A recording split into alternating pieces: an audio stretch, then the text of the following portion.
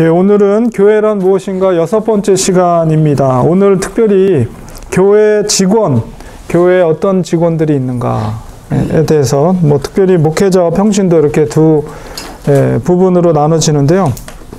오늘 그 교회 직원에 대해서 말씀을 나누도록 하겠습니다. 우리 교회에 대해서 계속해서 우리가 오랫동안 하고 있는 것은 그만큼 이 땅에서 지상에서의 교회가 중요하기 때문에 그렇습니다. 우리가 아름다운 교회, 그 다음에 정말 하나님이 기뻐하시는 본이 되는 교회가 되기 위해서 우리가 교회에 대해서 오랫동안 우리가 말씀을 보고 있는데요. 교회는 특별히 교회 안에 있는 성도들은 누구나 주님 안에서 식구이고 가족입니다. 우리가 항상 말씀드리지만 이 공동체가 그대로 천국으로 올라가기 때문에 천국에서 영원히 하나님과 더불어 우리가 부활된 몸으로 영원히 같이 살게 될 식구들이 바로 옆에 있는 우리 성도들이다. 이렇게 생각하면 이 땅에서 교회만큼 소중하고 아름다운 공동체가 없다라고 볼 수가 있습니다. 우리가 가정으로 비유했을 때 가정 안에 부모님이 있고 형제 자매가 있듯이 교회에는 그런 여러 직분들이 있습니다. 목사님과 장로님, 집사님, 그리고 여러 식구들이 있습니다. 성경에는 이렇게 한 가족이지만 그 교회 구성원을 특별히 목사와 평신도를 구분을 합니다. 그래서 목사님 또한 교육자, 그래서 이제 규모가 있는 교회들 보면 이제 담임 목사님이 계시고 거기에 이제 보통 담임 목사님 하면 이제 교회를 담임해서 책임지고 하는 목사다. 그래서 담임 목사라는 호칭이 있고, 이제 당회장이라는 호칭은 특별히 이제 장로교에서 이제 당회가 있죠. 이제 교회 대표가 되는 이제 담임 목사와 그다음에 교인의 대표가 되는 장로들, 신무 장로들이 모여서 당회를 이루는데 그 당회에 이제 그 당회장이 이제 보통 이제 담임 목사님이 하게 되죠. 그 다음에 목사님을 보필하는 부목사, 우리 강도사, 전도사, 교육전도사들을 통틀어서 이제 부교육자라고 보통 합니다. 그래서 이렇게 교육자들이 있고, 그 다음에 장로님, 집사님, 이런 성도님들을 평신도라고 합니다. 그래서 우리가 평신도라고 하면 뭐 직분이 없는 성도를 평신도라고 하는 게 아니라 모든 교육자를 제외한 모든 성도들을 평신도다. 이렇게 여러분이 이해하시면 됩니다. 그래서 성경에도 보면 베드로전서 5장 2절에 너희 중에 있는 하나님의 양무리를 치되, 그래서 이제 양무리와 그것을 치고 있는 목자 이렇게 구분이 돼 있죠. 치되 부득이함이 하지 말고 오직 하나님의 뜻을 쫓아서 자원함으로 하며 더러운 일이라는 것은 이득이죠. 더러운 이득을 위하여 하지 말고 오직 즐거운 뜻으로 하며, 이렇게 목회자를 향한 베드로 사도의 말이 있는데, 거기서 이제 하나님의 양무리를 통해서 이제 성도와 평신도와 목회자를 이렇게 구분을 하고 있습니다. 보통 마틴 루터가 그리스도의 공동체 안에서 평신도, 성직자, 감독, 집사들 사이에 기능적인 차이는 있지만 영적인 지위 면에서는 아무런 차이가 없다. 소위 말하는 만인 제사장설, 루터가 이제 그 종교개혁 때 그것을 주장했죠. 그래서 모든 성도들은 다 제사장이 될 수 있다. 맞는 말이죠. 왜냐하면 이제 다 주님 앞에 예수 그리스도의 은혜로 누구든지 성전에 들어갈 수가 있고 하나님을 만날 수 있기 때문에 그런 입장에서는 동일한 목회자건 평신도건 다 동일하게 하나님 앞에서 영적인 만인 제사장이다. 그러나 이제 이렇게 구분하는 것은 바로 기능적인 차이라는 것을 여러분이 이해하시면 되겠습니다. 목회자를 먼저 살펴보면 이제 가정에서 부모님과 같은 역할을 하는 분이 교회에서 목회자와 같은 분입니다. 그래서 고린도 교회 성도들을 향하여 사도 바울은 그리스도 안에서 스승은 많이 있지만 4장 15절에 일만 스승이 있으되 아비는 많지 아니하니 그리스도 예수 안에서 복음으로써 내가 너희를 낳았음이라. 이게 이제 바른 목회자의 자세입니다.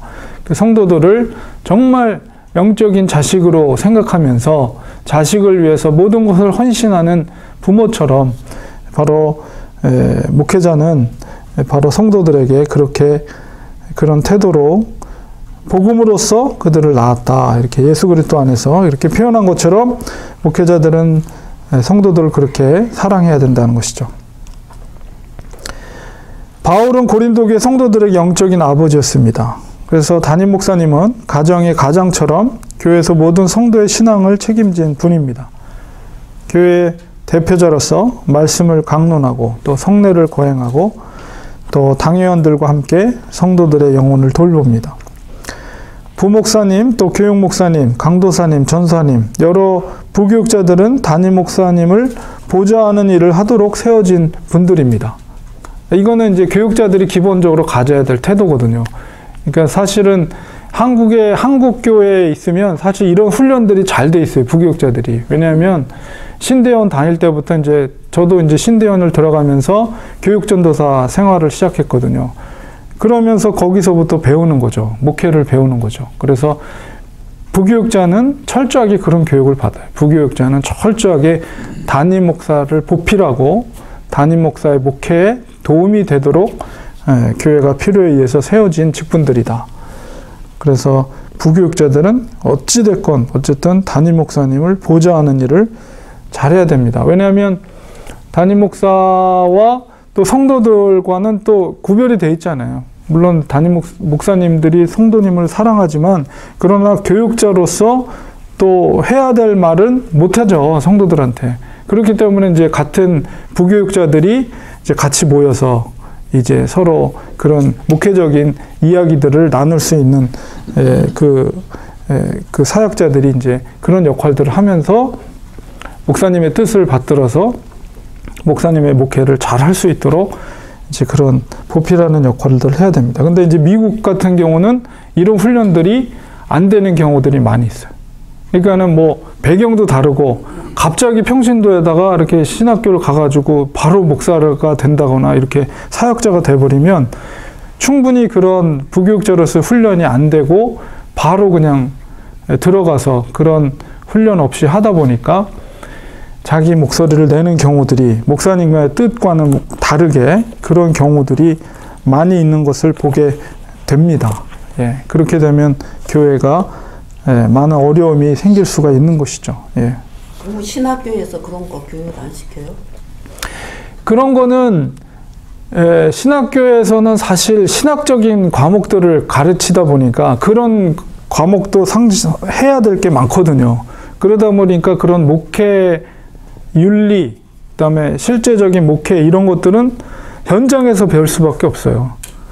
그래서 건강한 교회 안에 들어와서 부교육자 생활을 체계 있게 밟아야지만이 이제 그렇게 하면 왜냐하면 부교육자가 담임 목사의 관계 속에서 어떻게 해야 될지를 먼저 배우는 거고 그다음에 그걸 통해서 그 부교육자가 나중에 담임 목사가 됐을 때 부교육자를 어떻게 관계를 가져야 되는지를 이제 거기서 배우는 거거든요. 근데 이제 그게 안 돼 있으면 이제 뭐 당신이나 나나 같은 교육자다, 목회자의 종이다 이런 생각을 가지고 이제 사역을 하는 부교육자들도 많이 생길 수가 있다. 한국은 그게 잘 되어 있는데 왜 미국 교회 싸움이 이 부교육자하고 신모장로들이 당회장을 덤벼들고 그냥 막 끌어내리고 그러잖아요. 그거는 일단은 교단 배경이 다르죠. 교단이 배경이 다르고 그 다음에 교단이 배경이 다르다는 것은 신학적인 색깔이 다 다를 수가 있어요. 그러다 보니까 이제 여기는 사실 한국 같은 경우는 다 교단 신학교에서 자라고 또 사역지도 교회에서 사역을 하거든요. 그러니까 그런 것들이 체계적으로 돼 있는데 여기는 다 신학교 배경도 다르고 그 다음에 그 개인적인 어떤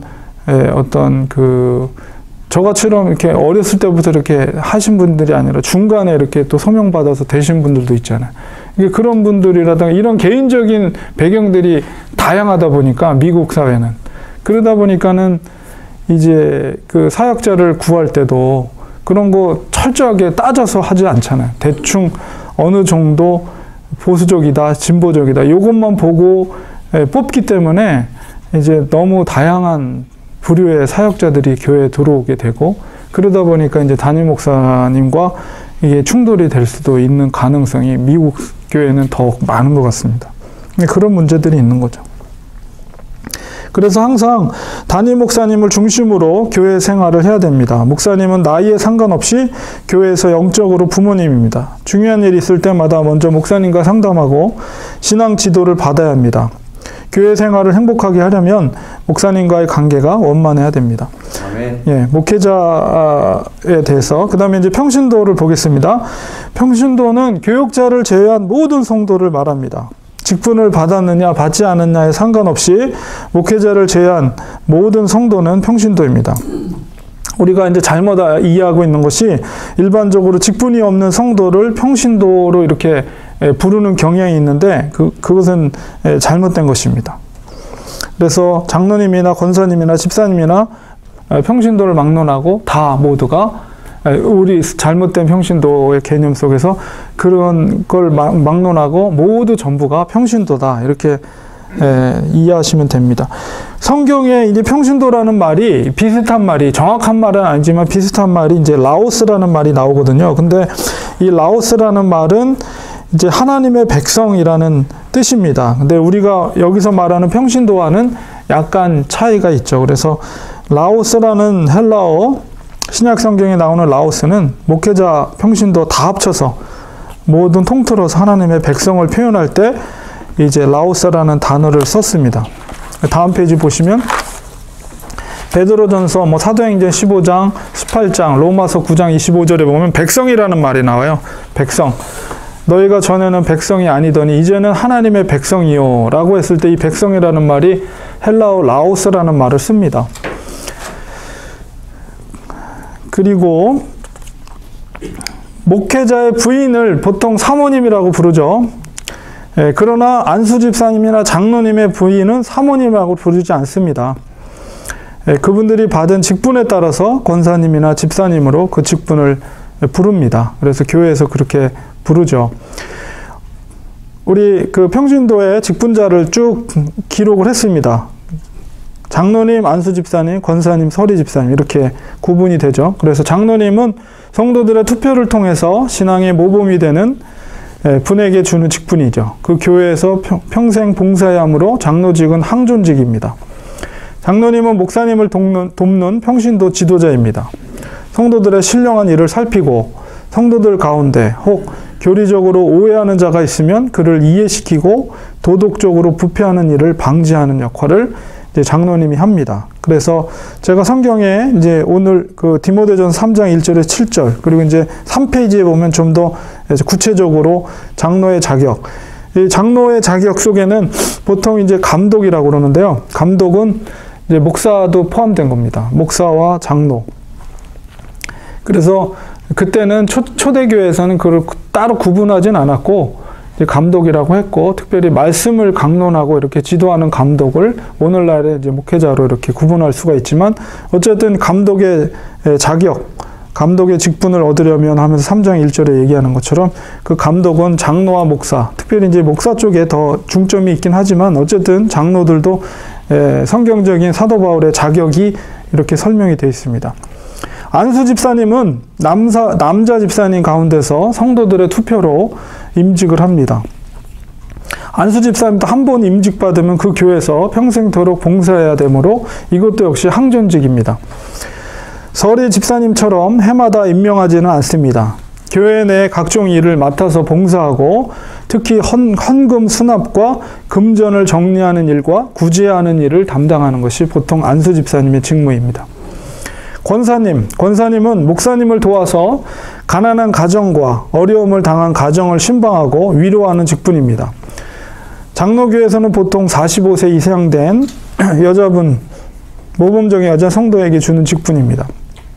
초보신자 또는 교회를 등한히 여기는 자를 신방하고 복음을 전하기도 합니다. 서리 집사님은 교회의 모든 일을 위하여 봉사하는 임시 직분입니다. 안수 집사가 한 번 임직받으면 평생 봉사하는 반면에 서리 집사는 1년 동안 직임을 맡습니다. 그러므로 해마다 봉사의 정도를 살펴서 재임명을 하게 되죠. 서리 집사는 타 교회로 옮겼을 경우 자동적으로 그 직임이 해직이 됩니다. 새로 등록한 교회에서 직임을 받았다면 다시 서리 집사로 봉사할 수가 있습니다. 이렇게 교회 생활은 목사님 중심으로 하되 장로님이나 권사님, 집사님들과의 사귐이 있어야 합니다. 가정에서 형제 간 사귐이 있지만 부모님의 보살핌이 필요하듯이 항상 담임 목사님의 신앙 지도를 잘 받아야 신앙생활을 잘 할 수가 있습니다. 교회에서 만나는 성도들을 모두 주님 안에서 한 가족이라는 것, 이것을 항상 생각하고, 이 직분이라는 것은 뭐 교인들을 다스리고 그 뭐 교인들 머리 위에서 뭔가 이것을 지위라고 생각하면 안 되고, 이것은 섬김의 직분입니다. 그러니까 더욱더 낮아짐으로 섬김의 태도를 갖는 것이 직분의. 그런데 막 지혜예요. 네, 그건 잘못된 그 인식을 갖고 있는 거죠. 자, 직분 자격으로 봐서 이게 이제 오늘 그 3페이지에 쭉 보겠습니다. 디모데전서 3장 1절에서 7절에 있는 말씀이거든요. 거기에 이제 감독, 집사의 직분에 대해서 기록이 되어 있습니다.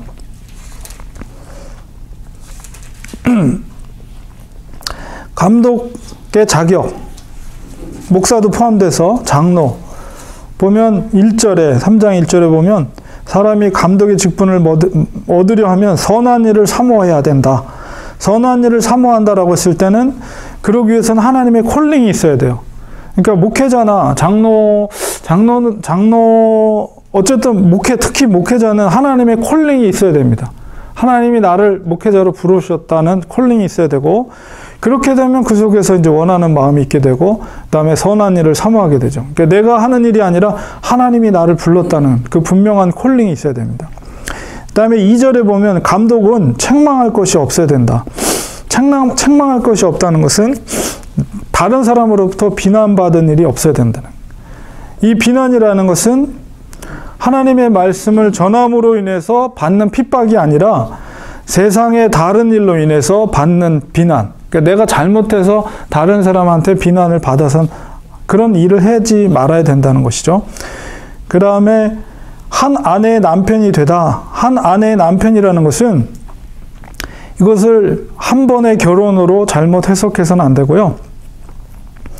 그러면 이혼한 사람은 목사의 자격이나 혹은 장로의 자격이 없는가라고 했을 때 그건 아닙니다. 한 아내의 남편이라는 것은 뭐냐면 일부 다처제의 문화 속에서 부인을 2명 이상 데리고 있으면 안 된다라는 것이죠. 음행에 관한 것이에요. 여러 명의 아내를 둔 자는 장로의 자격이 없다는 것이죠. 그 당시의 문화 속에서. 그 다음에 3절에 보면 더러운 이익을 탐하지 아니한다. 술을 즐기지 아니하며 구타하지 아니하며 오직 관용하여 다투지 아니하며 돈을 사랑하지 않는다. 이렇게 되어 있죠. 하나님의 사역이 아닌 더러운 것을 탐내는 목사 장로는 자격이 없습니다. 오늘날 이 말씀을 비춰볼 때 많은 목사들이 자격이 없는 거죠. 한 예로 많은 목사들이 성경대로 하지 않는 이유로 내가 그렇게 하면 교인들이 모이지 않는다. 또는 교단에서 쫓겨난다는 등의 이유를 들고 자기에 대한 유익을 위한 것으로 이렇게 따르는 자는 하나님의 말씀대로 따르는 자가 아니고 또 하나님의 콜링된 부름을 받은 자로서 따르는 것이 아니다라는 것을 우리는 말씀을 통해서 깨닫게 됩니다. 그러니까 참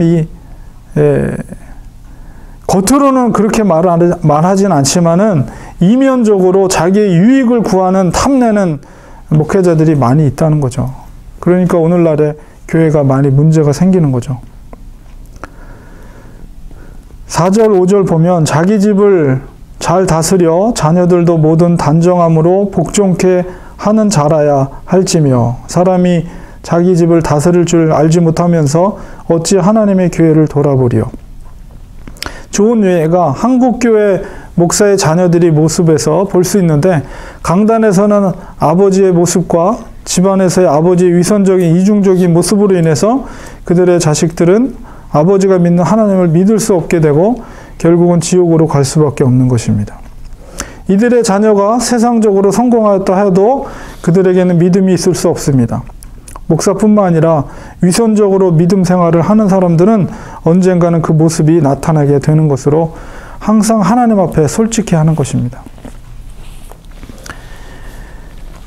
그 다음에 6절에 보면 새로 입교한 자도 말지니 교만하여져서 마귀를 정죄하는 그 정죄에 빠질게 합니다. 새로 입교한 자는 초신자입니다. 초신자가 직분을 받게 되고 특별히 장로의 직분을 받게 되면 자신이 다른 사람보다 잘났다고 하는 교만에 빠지게 되죠. 그렇게 되면 교회에 문제가 생길 수가 있습니다. 7절에 보면 외인에게서 선한 증거를 얻은 자라야 할지니 이렇게 되어 있습니다. 외인이라는 건 외부 사람들, 구원받지 못한 자로부터 인정받을 평판이 있어야 된다는 것입니다. 이러한 자격들이 목사와 장로의 자격인데 이것을 갖추지 못했음에도 목사나 장로의 직분을 행한다면 하나님께서는 못하시게 하는 일이 있게 됩니다. 교회 안에 그 직분을 받지 못한다거나 어려운 일이 생길 수 있다는 것이죠. 그리고 또한 성경 공부를 잘 가르친다고 해도 목사가 될 수 없음은 대학교 박사 출신이라 해도 목사가 될 수 있는 것이 아니라 하나님의 말씀대로 신실하게 행하는 자가 목사로 쓰임을 받을 수 있다는 것이죠. 예수님께서 왜 어부들을 제자로 삼으셨는가?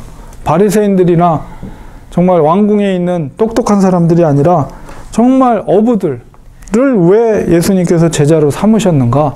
이런 것을 생각해 볼 때 과연 하나님이 쓰시는 종들은 어떤 사람인가? 라고 했을 때 겸손하고 또한 말씀대로 신실하게 행하는 자다라는 것을 우리는 기억해야 됩니다. 그리고 이제 장로들의 직분에 대해서 썼고, 그 다음에 이제 집사들 8절에 보면 집사들도 단정하고 일구이연을 하지 아니하고 입으로 두 말을 하지 않는다. 거짓말하지 않는다는 것이죠. 그 다음에 술에 임박이지 아니하고 여기도 역시 마찬가지로 더러운 일을 탐하지 아니하고 깨끗한 양심의 믿음의 비밀을 가진 자라야 한다. 이에 이 사람들을 먼저 시험하여 보고 그 후에 책망할 것을 시 없으면 그 다음에 집사의 직분을 하게 할 것이라. 여자들도 이와 같이 단정하고 참소하지 말며, 여자라는 것은 바로 그 직분자의 아내들을 말하는 거예요. 직분자의 아내들, 이와 같이 단정하고 참소하지 말며 절제하며 모든 일에 충성된 자라야 할지니라. 집사들은 한 아내의 남편이 되어 자녀와 자기 집을 잘 다스리는 자일지니 집사의 직분을 잘한 자들은 아름다운 지위와 그리스도 예수 안에 있는 믿음의 큰 담력을 얻느니라. 마지막 4페이지로 가셔서요. 이제 목사의 직분 중에 사도행전 6장 1절에서 7절에 있는 말씀, 이제 집사를 세우는 장면이 나와 있죠. 그래서 특별히 이 본문 속에서 특별히 말씀을 전하는 이제 목사, 감독은 하나님의 말씀과 기도에 전무하는 역할을 하게 되고, 그 다음에 집사, 7 집사를 세우게 됩니다. 7 집사를 세울 때 그 직분자의 자격을 보면 성령과 형제들아 너희 가운데서 성도 공동체 안에서 성령과 지혜가 충만하여 칭찬 듣는 사람 7을 택하라. 그래서 그 7명을 택해서 그들이 이제 행정적인 일들, 사도들이 이제 직무들이 많아지니까 그 성도들을 살펴야 될 성도들도 많아지고 교회가 막 부흥하니까 이제 7 집사를 택해서 그들이 이 사도들이 감당했던 성도들을 돌보고 행정적인 일들을 맡아서 하게 하고, 대신에 이제 사도들은 말씀과 또 말씀을 전하는 것, 가르치는 것, 그 다음에 기도하는 것에 모든 것을 전력하게 됩니다. 마지막에 잘못된 직분 부여, 이렇게 글을 썼는데요. 오늘날 직분을 부여하는 데 있어서 성경적인 원리보다 상황에 따라 교회에 참석한 지 얼마 되지도 않은 사람이라든가 아니면 자격이 충분히 되지도 않는데 사람들에게 집사와 장로와 권사의 직분을 남발하는 것은 그것은 영적으로 무지한 일이고 인간적인 교회 성장을 위한 동기에서 목회자의 욕심을 채기 위한 일들로서 하나님의 말씀과는 관계가 없는 일입니다.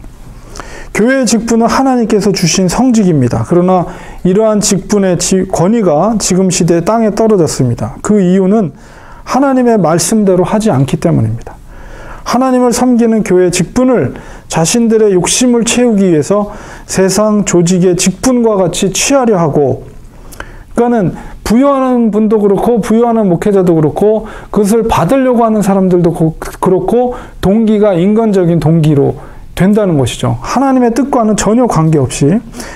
그러다 보니까 목사는 하나님의 말씀대로 하지 않고 교회 성장을 위해서 직분을 팔고, 아주 심각한 교회들은 권사 2천만 원, 장로 5천만 원 이렇게 금액이 책정돼 있어요. 장사하는 등의 행위를 하고 있는 것이 오늘의 현실입니다. 건강한 교회를 위해서는 성경적인 원리대로 직분자들을 세우는 것이 중요합니다. 그래서 직분자가 정말 성경적인 원리대로 없다 그러면 비워두는 게 맞는 거죠. 비워두는 게. 근데 무조건 직분을 부여해가지고 충분히 준비되어 있지 않은 분들이 교회 리더십이 되었을 때 어떤 문제가 생기겠어요? 어떤 문제가? 그분들이 본이 되는 사람들인데, 우리가 교회 얘기했을 때 가정으로 칠 때 어른과 같은, 직분을 세워주면 장로라는 것은 정말 엘더잖아요, 엘더. 그러면은 그분들이 교회의 본이 되고 성도들의 정말 본이 되는 분들인데, 충분히 정말 준비되어 있지 않은 분들이 세워졌을 때 교회는 당장에는 좋지만은 이제 시간이 지나 보면 이제 문제가 드러나기 시작하는 거죠. 그래서 직분을 세울 때는 정말 중요합니다. 그래서 우리는 하나님의 말씀의 원리대로, 물론 완전한 사람이 어디 있겠어요. 사람이 완전한 사람은 없지만, 그러나 그래도 이분은 정말 성도들에게 존중을 받고 인정받을 수 있고, 부족함이 있더라도 충분히 리더로서의 역할을 감당하기에 그래도 저분의 성품이나 인품이나 모든 면에 있어서 존경할 마땅한 장로님이 될 뿐이다 라고 인정이 되고, 목회자가 성경적인 기준에서 그래도 이 정도면 그래도 장로로서의 자격이 된다 라고 누구나가 인정해 줄 수 있는 그런 분을 세우는 것이 바람직하고 교회가 건강히 세울 수 있다. 그래서 리더가 교회 정말 정말 하나님이 이 땅에 세워준 로컬 교회 부흥 성장의 가장 중요한 역할이 바로 리더십이거든요. 리더십만 잘 세워지면 교회는 그래도 건강하게 성장할 수가 있습니다. 근데 그 리더십이 잘못 세워지면 교회가 생명력을 상실하게 되고 엉뚱한 길로 가는 거죠. 엉뚱한 길로.